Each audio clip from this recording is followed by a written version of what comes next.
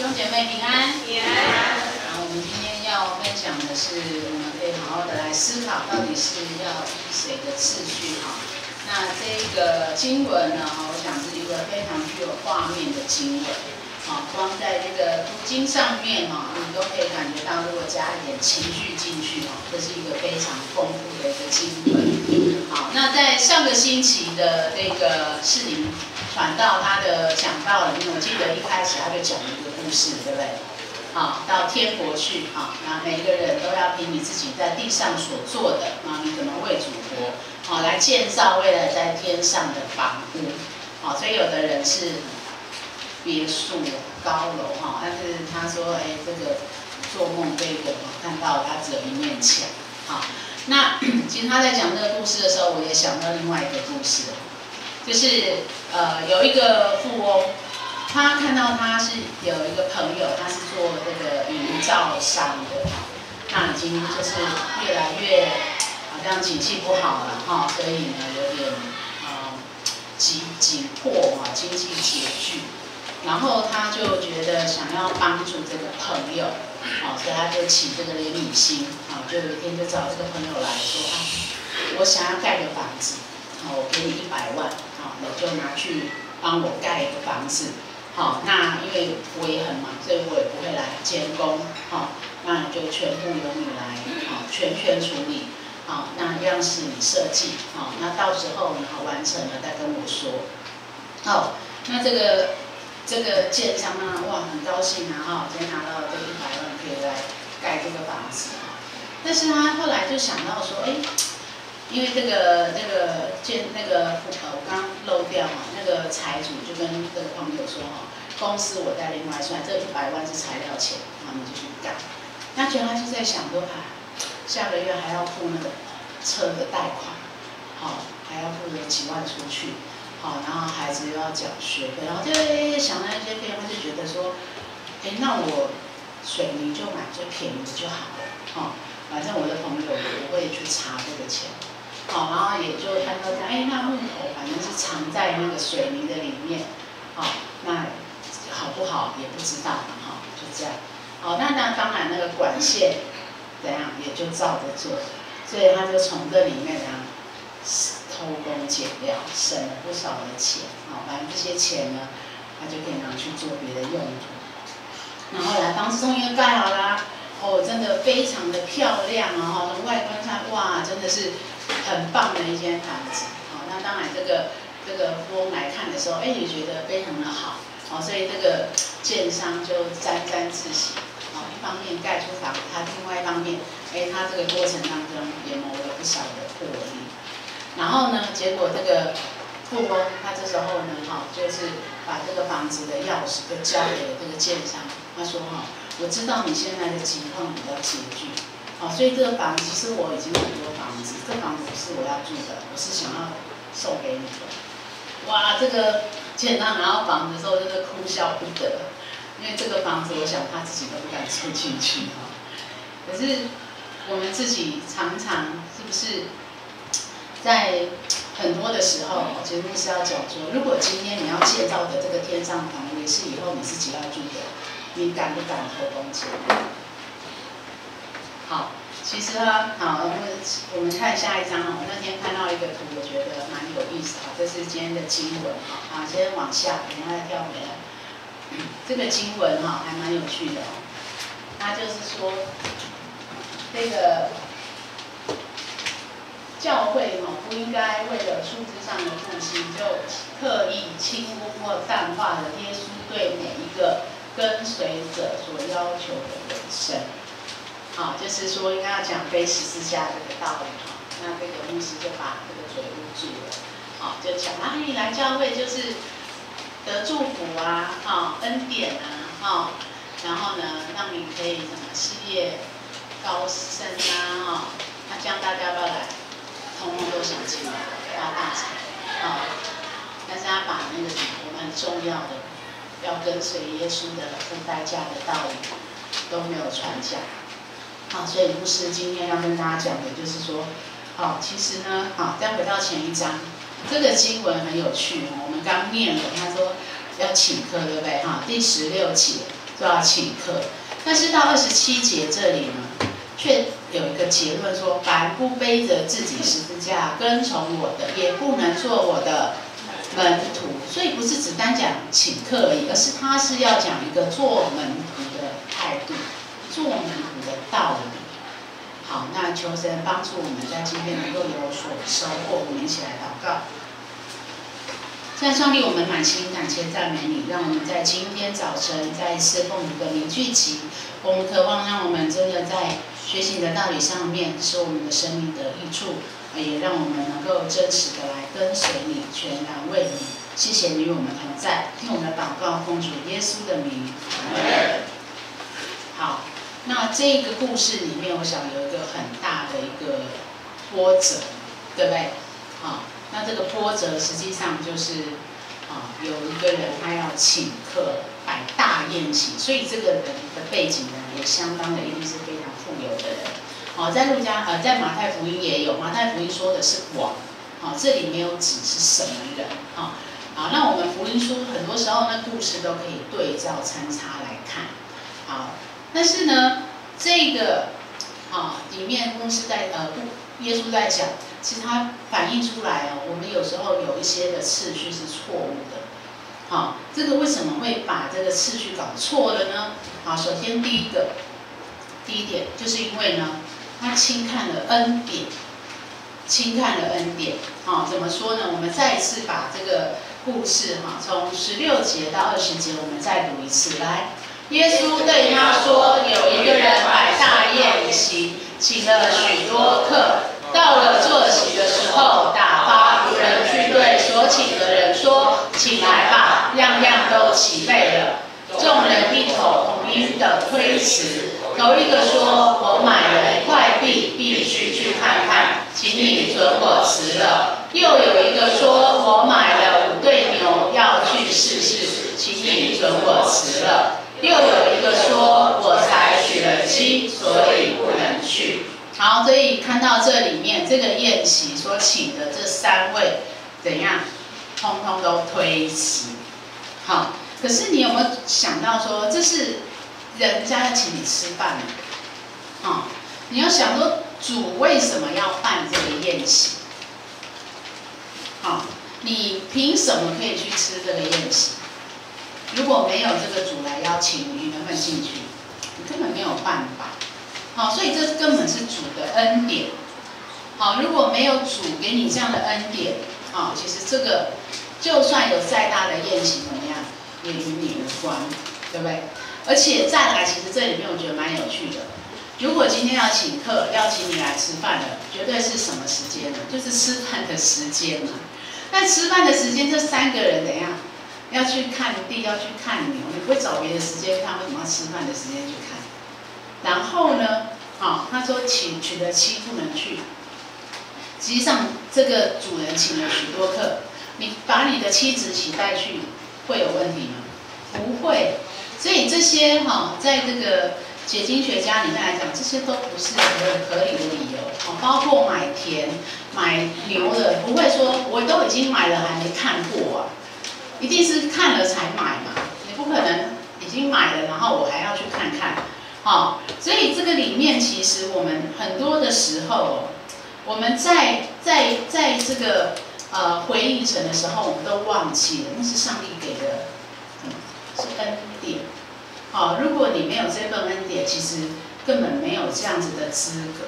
可是我们却忘记了，我们就把这样的权利放到我们自己身上，用我自己来决定我想不想，我喜不喜欢，才来回应神。那请问一下，你这样子的主权到底是在谁的手上？在你的手上，还是在主的手上？所以我们常口唱很多诗歌你是我的主，我爱你，我降服你。但是呢，我们在做的往往还是什么？我自己做主。所以我们忘记了，你活着不再是我，是谁在你里面活着？耶稣基督在我们里面活着。这是一个门徒很重要要有的态度。所以不是说我自己来按着我的喜好，来回应，按着我自己认为的这个的重要性来回应，而是今天只要能够有这样子的一个邀请，神的看重，那全是恩典，阿们。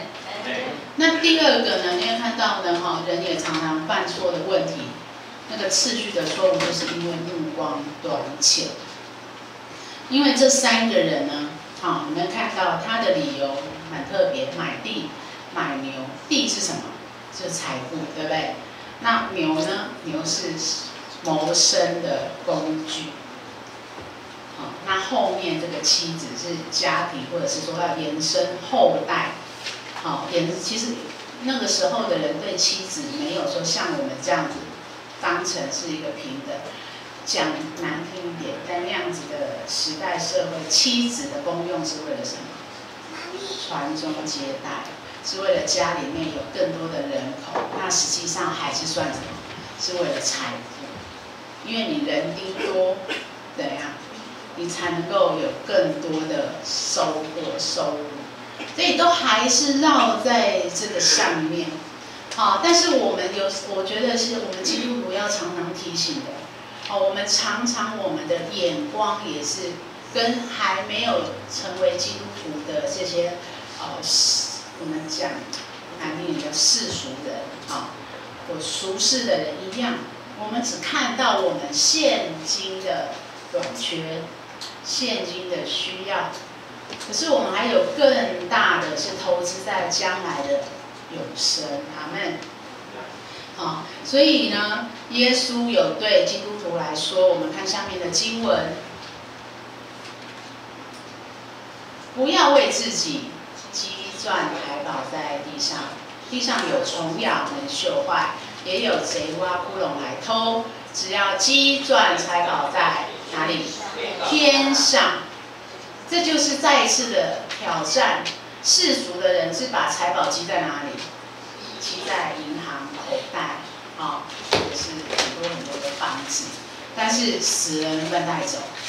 没有任何可以带走的。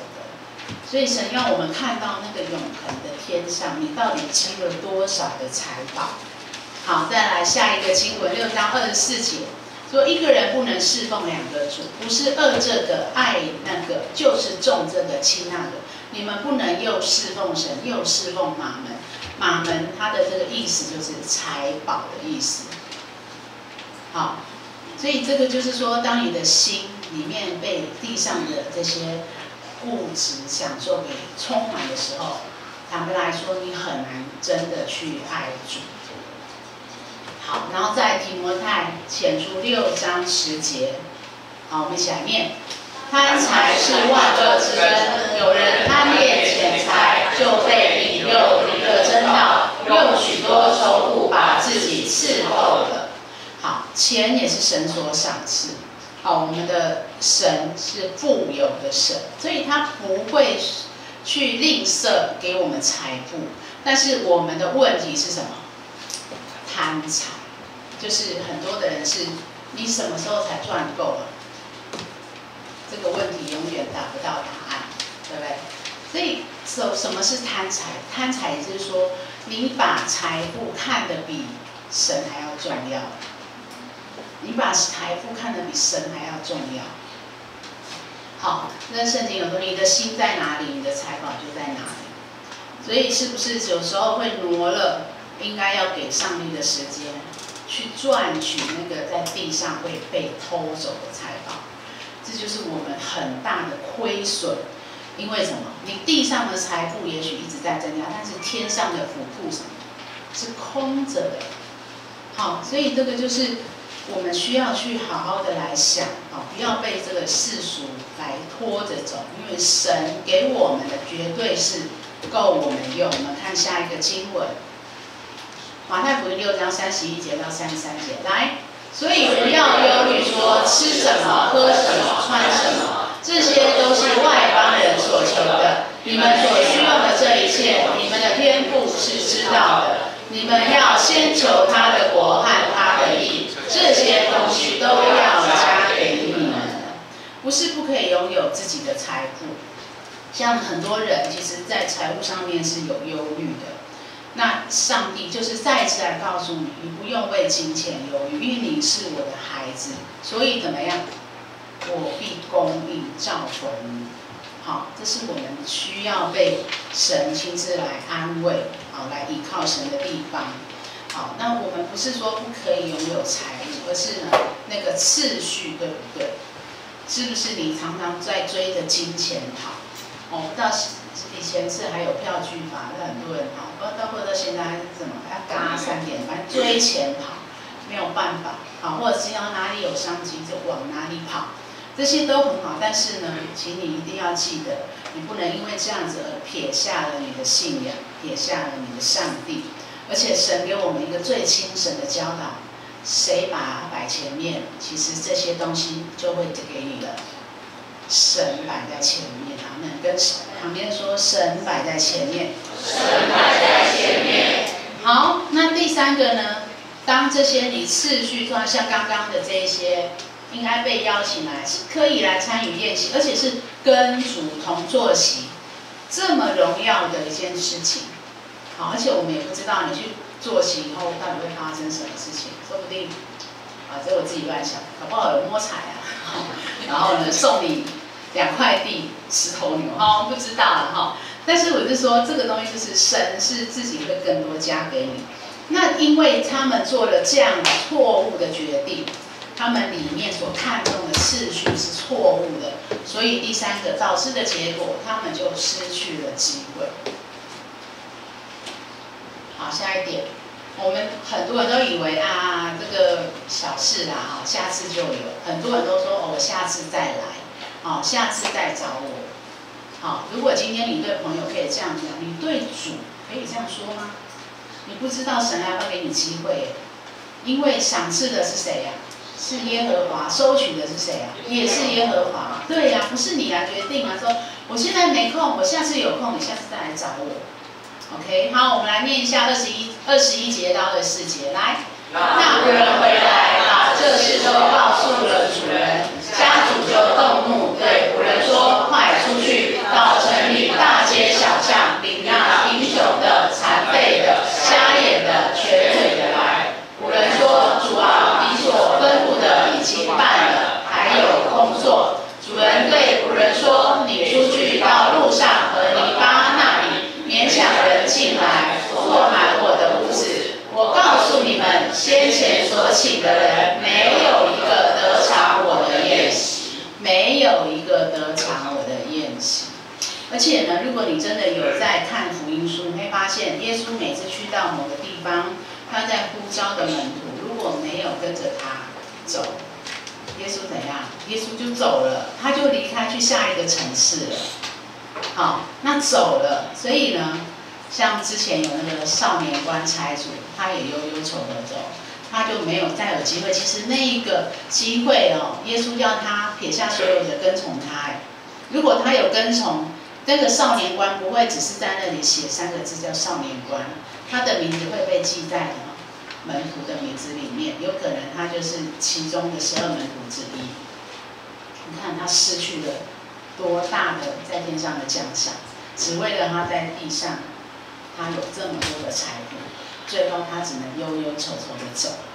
好，那神为我们预备的，就是牧师刚刚讲的，你要看到天上神所预备永恒的冠冕。好，不是我们只是地上的这些衣食住行或我们的享乐，而且神是开放给所有的人都可以进来。好，实际上神原来是把你放在最优先的贵宾名单，但是你自己说不要。好，所以呢，神让所有的人都可以来取代你的位置。好，你不要想说非我不可。好，现在包括连很多公司都没有非我不可这件事情了，是吗？那何况在主的这个成为主的仆人，成为主的工人，所以我们常常忘记了。往下一章，好，我们再看到马太福音25章26到30节，也同样的把类似的讲到这个恩赐没有使用的这个仆人，很可怜，他最后被冠上了一个什么样的名号啊？叫又恶又懒，又恶又懒。好，而且呢，第30节他怎么样？真的是没有任何机会，他只能在外面，好，在那里哀哭切齿。好，所以我们要记得呢，在下一个经文，彼得前书4章11节，好，我们一起来念。个人要照所得的恩赐彼此服侍，做神百般恩赐的好管家。好，你是渴望成为一个好管家，还是刚刚牧师所给你们看的经文，是被称呼为又恶又懒的仆人？什么叫又恶又懒？就是你没有把你所得的恩赐好好的去发挥。啊，恩赐你也不要想得太复杂、太难。啊，其实我们天生有各样的长处，各样的优点，好，各样的特质，那个就是神给你的恩赐。好，不然的话，你会的有很多别人是不会的，你有的性格别人可能是没有的，这都是上帝可以使用的。好，那我们看一下，那正确的次序应该什么？应该大家从这个经文都很清楚了哈。好，下一点，正确的次序，第一要爱上帝。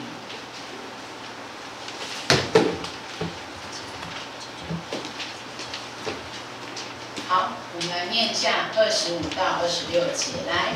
有极多的人和耶稣同行，他转过来对他们说：“人到我这里来，若不爱我胜过爱自己的父母、妻子、儿女、兄弟姐妹和自己的性命，就不能做我的门徒。”好，那边夸胡有一个哈，爱我胜过爱，好，原文是恨。那这个常常让我们很多的人都 confuse， 耶稣可能叫我们恨自己的父母、妻子、儿女、兄弟姐妹。好，但是呢，这个和合本把它的解释其实是比较清楚，就是你没有爱上帝胜过爱这些，所以那个爱是有个比较。好，但是在以前的那个希伯来文的这个文法里面，他们的没有那个比较的，所以他的这个喜好就是极端，只有2个词，就是不是爱就是恶，就是这样。好，不是爱就是恶。但是我们会觉得那个恶也许只是差一点点，好，或者是有一个层次的，可是它就是只有那个词可以用。所以对我们华文的人来讲，觉得哇，太强烈了吧？哦，不是爱就是恨。好，但它不是这个意思，它其实就是把那个关系拿来做了一个层次，因为在这个圣经里面，啊，马可福音有告诉我们，我们的这个我们的新的诫命也是说了，我们要怎么尽心尽性尽力爱主我们的神。十诫的第1条就是什么？除了我以外，你不可以有别的神。所以神一直强调他是次序中的第1位。为什么？因为我们的神所赏赐，他所创造，我们所拥有的一切都是他所给的。好，如果我们今天没有把它摆到第1位，我们就亏欠了他所有一切的荣耀。而且再来，其实它这里面有一个很深的意义。为什么？其实当基督徒，因为十诫里面有讲要孝敬父母，对不对？所以我们基督教不是不孝的宗教，好，一样要爱你的父母。只是说所有的次序都不能超越上帝。为什么？因为你今天你要孝顺你的父母，你是一个基督徒，你要极尽的孝顺。你今天是一个丈夫，你要极尽的爱你的妻子，当然妻子要极尽的爱你的丈夫，父母亲要极尽的爱你的儿女，然后呢，兄弟姐妹啊，我们都要做到那个最大的爱。你要让人看到说，哇，这是一个最能够让人感受到说，这是一个最慈祥的父亲，啊，最慈祥的母亲，啊，或者是一个最疼爱这个家人的这样的关系，怎么做得出来？如果你没有把神摆在第1位，你没有从神来那个源源不绝爱的源头，人用自己的爱根本做不到。所以这才是为什么神一直强调，你要把我摆在最优先的位置的这个的一个关键，了解了吗？所以神如果说今天你先把你的父母呢都放在前面的时候，我相信有一天你也会在这个上面成为你父母亲可能最大的伤害，或者是最没有办法荣耀父母。好，因为我们人都有罪，都有软弱，所以上帝一直提醒的，如果你能够最先来爱我，你就连我这个无形的神给你最大恩典的都能爱成这样的话，那你这些世上的人，你没有什么爱不下去的，了解吗？好，所以这就是我们真的要好好的去想，好，在这个次序上面，而不是在疲于奔命在每一个关系当中，但是我们每一项觉得自己都尽不了责，都做不到最好。好，那因为时间的关系哈，继续往下，我本来要讲一个例子，好，没关系。那第5个，这个就是真正的精华，你要放下你自己。有时候我觉得我们说啊，因为我家里需要怎么哈，然后我们呢推迟的时候，坦白来讲，你自己扪心自问，很多时候还是为了自己。好，我们来念一下27节，来，往上，凡不背着自己十字架跟从我的，也不能做我的门徒。在马可福音这里也有讲到，要背起十字架来跟从神。再往下。好，这个我觉得这个比较重要哈，我们一起来念35到37节，来。因为他要救自己生命的，必上吊生命；凡为我和福音上吊生命的，必救了生命。人就是赚得全世界，赔上自己的生命，有什么益处呢？人还能拿什么换生命呢？好，所以我们以为说我们不要背起十字架，我们就可以好好的活着，好好的过我们的日子。错了，实际上呢，你是怎样上要更多的，特别是你自己，都完全的丧失。那今天呢，其实牧师在讲这个时候，要再一次提醒我们都是已经被神救赎回来的。好，所以我们应该是以主为我们的中心，我们的服事、工作、家庭，一切都应该是以他为中心。那当我们这样子来做的时候，你会发现很多的时候，虽然对自己我们有很大的挑战，因为这是背十字架，但是这个背十字架呢，也让我们能够活出门徒的生命。而重要的是要得着将来的奖赏。那因为牧师，我自己也知道，我们其实都是在这个软弱的当中，所以我们要不断的要经历恩典，也要不断的来奔跑跟随神的道路。所以牧师呢，可能常常时候会一直在邀请大家，不管是聚会，不管是服事，实际上你可能就是当你愿意再多跨出一步的时候，实际上对你自己是有更大的好处。因为这个都是不断在操练我们真正成为主门徒的生命，让我们可以积奖场、积财宝在天上。这不是一条容易的路，圣经里面就有讲，我们要走的是宽的门还是窄门？是窄门，大家都知道是窄门。但是当窄门在面前的时候，怎么样？我不要进去，我等那个路大一点的时候再进去。求神亲自帮助我们。最后给大家看一个影片，来做这样的一个回应。我们每一个人都需要背起我们自己的十字架。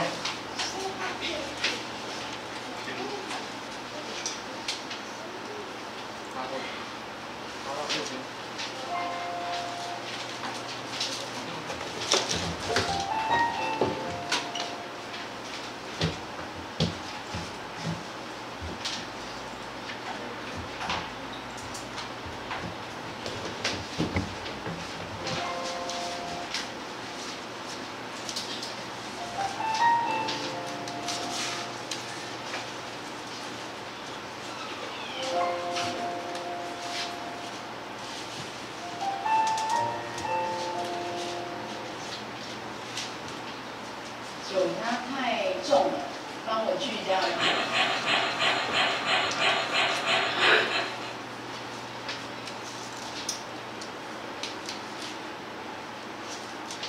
我想这也是我们常常会有的祷告。再帮我锯短一点，这样我比较好背。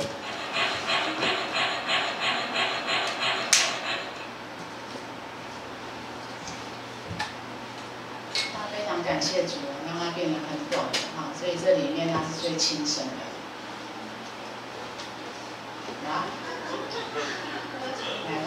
悬崖边，好，每个人都用十字架当这个桥可以跨过去。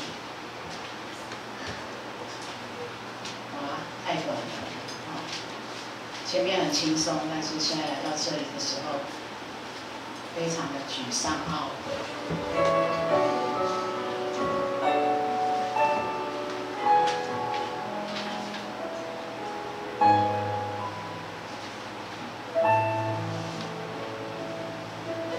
若有人要跟从我，就当舍己，天天背起他的十字架来跟从。